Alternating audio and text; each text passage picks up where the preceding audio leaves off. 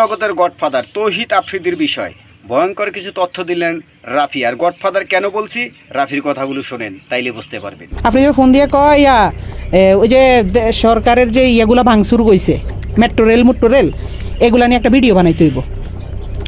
এ কথা বলে আমারে বলতে যে তোলাই ভাইয়া কিছু টাকা পাঠাইতেছি, তো হে তো যেটা বলে আমরা তো ভয় পাই। আমি কিন্তু হেরে বাঘের মতো ডরাই।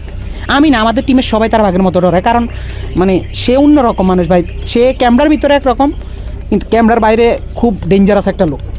তারা কিন্তু সবাই ভয় পায়। ইউটিউব ইন্ডাস্ট্রিতে একটা টাইমে তার সবাই বাঘের মতো ভয় পাইতো। সবাই তার অফিসে ডাকাইতেছে, যারা আমরা টিমের যারা মানে ছাত্র আন্দোলনের সময় তার বিপক্ষে চলে গেছিলাম। তার বেল্টের বাড়ি আমার তো বেশি কেউ খায়নি, তো বেল্ট খুইলা আমার কুত্তার মতো পিড়াইতো। এই সময় তাকে ভিডিও কলে একজনের সাথে কথা বলিয়ে দেয়া হয়, যাকে বাংলাদেশের ভবিষ্যৎ প্রধানমন্ত্রী হিসেবে তার সাথে কথা বলানো হয়। 2-3 মাস পরে হয়তো বা তার মাথাটা আবার ঢুকছে যে রাই কি কারো লগে আবার কিছু কইয়া লাইনি। হ্যাঁ, রাইরে আবার একটু দমক দিতে হইব। কেমনি বড় একটা নেতার সামনে হয়তো ফোন টোন দিলে আমি একটু ডরাই যাই। আমি তো ডরাইলে আসলে আমি কিন্তু ভয় পাই। তো হঠাৎ একদিন রাইতে আমি নোয়াখালী 10:30-11টার দিকে হঠাৎ একটা ভিডিও কল, তো ওই দেখে দিয়ে এই তো আবার তলপেটে কামড় দিয়েছে। আল্লাহ এতদিন পর হঠাৎ কল দিয়ে আবার কি জানি কি কয়, হঠাৎ ফোন দিয়ে কয় শুন তোর লগে একজনের সাথে একটু কথা বলাই দিবে, বুঝছস রাহি? পর আমি কই জি ভাইয়া, কোনো সমস্যা নেই বলেন। পরের দিন দেখলাম হঠাৎ করে বিপিনুর ভাইয়ের সাথে আমার কথা বলাই দিছে ভিডিও কলে। আমার কইতেছে একজনের সাথে তোর কথা বলাই দিব, সে কিন্তু নেক্সট বাংলাদেশের অনেক বড় মাপের একজন কেউ হবে, প্রধানমন্ত্রী বা মানে ভালো একটা পদে যাবে। তো পরে দিই আফ্রিদি ভাইকে বুঝছি তো তোর ভাইয়ের অবস্থানটা?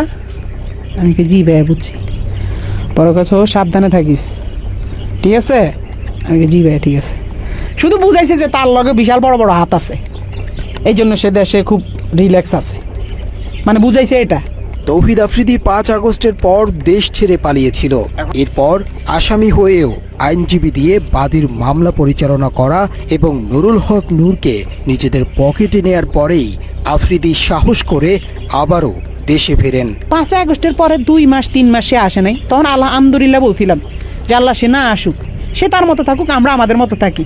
আমরাও তার কাছে যাইতাম চাই না, সেও আমার কাছে না আসুক। যে মানুষ 5 আগস্টের পরে আইসা দেশে স্টে করছে, সুন্দরভাবে থাকছে, আল্লাহ তো আপনার সুযোগ দিছে, কিন্তু না আপনার ভিতরে তো ওই মনুষ্যত্ব না। আপনি শুধু রিভেঞ্জ, কারে কারে ধরবেন, কারে কারে মারবেন, কারে কারে কি করবেন, আপনার মনের মধ্যে শুধু এইসব হারামি। আল্লাহ কি আপনার ছাড় দিব?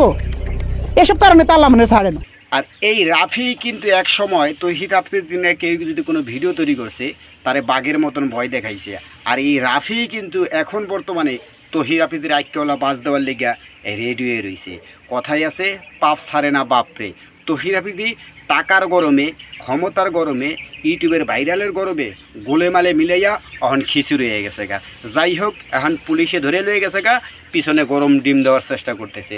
তা আমি কই যে ভাই গরম ডিম যাই দাও, তবে কুটি কুটি দিও না, রাধা সে ডিম দেবা জানি পেরাইয়া উঠে। কারণ এই সব বাটপার, সিটার, প্রতারক, তাদের শাস্তি হওয়া উচিত। আপনারা কি বলেন?